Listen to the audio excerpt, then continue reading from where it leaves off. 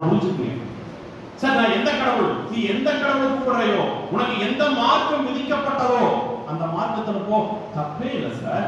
இந்துவா இந்து கடவுள் கும்பிடு, முஸ்லிமா முஸ்லிம் கடவுள் கும்பிடு, கிறிஸ்டினா கிறிஸ்டின் கடவுள் கும்பிடு, சீக்கியனா கும்பிடு சார், தப்பே இல்லை. ஜாதியும் மதமும் ஒழியாது, நம்மளுடைய அரசியல் அமைப்பு சட்டம் அப்படி ஒழிக்குங்கிற அவசியம் கூட இல்லைங்க.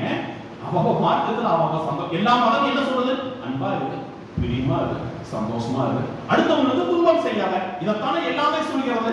இங்க எங்க இடையில சார் பூந்துது அப்படின்னு சொன்னா, மதத்தின் பெயராலும் ஜாதியின் பெயராலும் எவனெல்லாம் சங்கம் வச்சு நடத்துறானோ அவனெல்லாம் சமூகத்தை சீரழித்துக் கொண்டிருக்கின்றான். படிக்கின்ற நீங்கள் ஜாதியின் பெயரால் சமயத்தின் பெயரால் பிளவுபட்டு விடக்கூடாது. இது இந்திய தேசத்தினுடைய பொக்கிஷம். நீங்கள் சரி, ஒரு சின்ன கதை. 2 பேர் அடிச்சுட்டு கோர்ட்டுக்கு போறான், போலீஸ் ஸ்டேஷன் போறான், கோர்ட்டுக்கு போறான். வக்கீல் கேட்காரு, என்னடா உங்களுக்கு பிரச்சனை? ஐயா நாங்க 2 பேரும் ஒரு லாட்டரி வாங்கினோம். என்ன வாங்குனீங்க?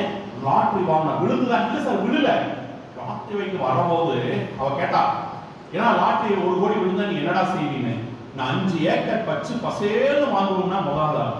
2வது ஆள், நீ என்னடா பண்ணுவீங்கன்னா நான் 10 பசுமாடு வாங்குவேன். மேய்க்கிறதுக்கு ஏதா நிலவன நீ இதை வாங்கியிருக்கிறீங்களா, அது விட்டு நான் மேய்ப்பேன். உடனே கட்டி புரிஞ்ச ரத்தம் சண்டை. எப்படி? லாட்டரி தான் வாங்கியிருக்கா, இவன் போலீஸ் ஸ்டேஷன் போறான், கோர்ட்டுக்கு போறான். நல்லா கவனிங்க.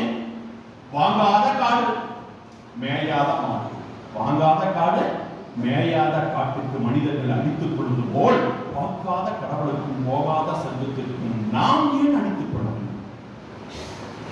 இறைவன் அழகாக நம்மை படைத்துள்ளான். அது எந்த இறைவனாக இருந்தாலும் சரி, எந்த இறைவனாக இருந்தாலும் சரி, நமக்கு விதிக்கப்பட்டது அவ்வளவுதான். இறைவனுக்கு ரொம்ப ரொம்ப ரொம்ப முக்கியம். சரி, நீ கடவுளை கும்பிடுனா கடவுளுக்கு ஒன்றும் நஷ்டம் இல்லை சார். அது எந்த கடவுளா இருந்தாலும் சரி, நான் திரும்ப திரும்ப சொல்றேன், நீ கடவுளை கும்பிடலைன்னா கடவுளுக்கு நஷ்டம் இல்லை, நஷ்டம் நமக்கு தான். அதனால இறைபக்தி ரொம்ப ரொம்ப முக்கியம், ரொம்ப முக்கியங்க சார். முதல்ல நான் சொன்னேன், படிச்சவங்களுக்கு மரியாதை கொடுக்கணும். பர்டிகுலரா ஃபேக்கல்டி ஸ்டாஃப் மெம்பர்ஸுக்கு ரெஸ்பெக்ட் கொடுக்கணும்.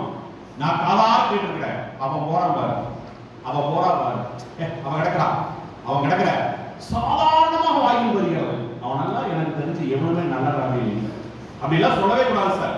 ஒரு குரு சிஷ்யன் யாத்திரை போயிட்டு இருக்காங்க, ஒரு மடத்துல தங்குறாங்க. குருவுடைய கற்பனை, குருவுடைய கனவுல ஒரு ராஜ நாகம் வருகிறது. இன்னொரு 5 நிமிஷத்துல அவங்களுடைய சிஷியனுடைய ரத்தத்தை எடுக்க வேண்டியது எமனுடைய கட்டளை, முடிஞ்சா காப்பாத்திக்கோ அப்படின்னு முடிச்சாரு சிஷி. குரு நம்ம சிஷியனை ராஜநாகம் குத்திடுவோம், இறந்துருவானோ அப்படின்னு. நிஜமான ராஜநாகம் வருது, பேசுது, உன்னுடைய குரு சிஷியனுடைய ரத்தத்தை உறிஞ்ச போறேன், சாக போறான்னு. உடனே குரு பண்ணாரா, உனக்கு ரத்தம் தானே வேணும் அப்படின்னு ஒரு கத்தி எடுத்து அந்த சிஷியனுடைய கருத்தில் லேசா கீறி ரத்தத்தை குடிச்சு ராஜநாகத்துக்கு கொடுத்தாரா. அது குடிச்சு போயிடுச்சான்.